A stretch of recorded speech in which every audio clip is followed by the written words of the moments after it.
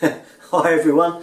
So, me and Mo were up in the bathroom when I noticed a little leak coming from my shower hose. We was going to give her a shower actually, and I noticed that there was a drip there. So I'm going to show you how to cure that little problem and exactly what it is that's causing a leak. This can be a common one that can be easily missed. Let's go there now.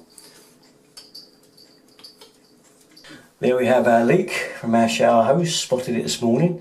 This is generally either a split washer or the washer's well worn and it's gone flat. But usually that is the general case, so we're going to undo that now and have a look and see what it is. You may find that sometimes you get a leak also if you follow the hose up to the shower head from here. So another time you can get it from this, and that also is the same washer in there. So let's take a look at the other end anyway. Here then, my little trusty Diddy spanner. And we'll undo that. Comes off from a little spigot, goes to the shower mixer taps. Well, it's maybe similar. You'll get a little bit of water out there. There it goes, there's a washer, fell on the floor, they usually do. Or they'll be stuck in the end of there. Let's get the washer and have a look at it. Well, it's not actually split, but what it is well worn. You can see the little crease indent in there. That probably wouldn't even tighten up. Probably best to renew it now.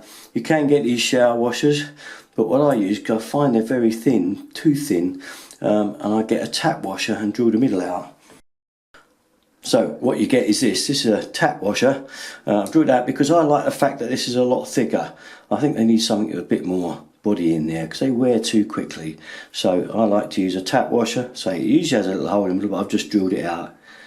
And that's it, this will do nicely now. We'll put this back in the end of the spigot. When you say drill it out, what do you mean? Well, there's a little hole in there when you first get a washer, just a small one to go on a tap, and it's kind of very small. It would work, but I tend to drill them out to let the full pressure Yeah, but what through. with? With a drill. Literally a drill? Yeah. Put it in if you've got a little vise, you can put it in a vise and drill it out, but I don't. I just drill it, hold it with a pair of pliers and drill it through. Okay. And you get that there. So that should fit a lot snuggler, give a lot more to go against as we do it up. So we'll put it back now. You should find it's got a lot more thread to go on it now, so it just nips now. You've got to have a lot more thread that you can do up now because it's thicker. It means it's got a lot more washer we can squeeze in there now. So I've noticed there's not a lot of thread showing on this. Now we'll do that up. And that should be it now. So that generally fixes it as long as it is just a leaky washer. Okay, that's gone. If you find you've still got a leak, which I have, I might have known it, but it does mean that your hose is probably split around here somewhere. Mine is, I can't actually see it, but there is a little split somewhere on the union there. So it doesn't matter what washer I put on there, it's going to leak. It just means I've got to get a new hose. So if it still leaks after that, you know. You well then. For those that you are interested in it, I guess you are, there's the split.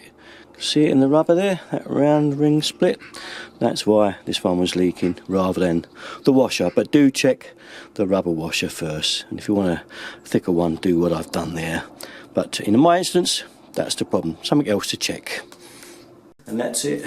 Simple little video, simple little job, but one worth doing. You don't want water to just keep dripping down into your shower. Okay, that's it though from me. Usual place, all my stuff, you know where to go. Darren33. Thanks for watching, guys. Bye bye.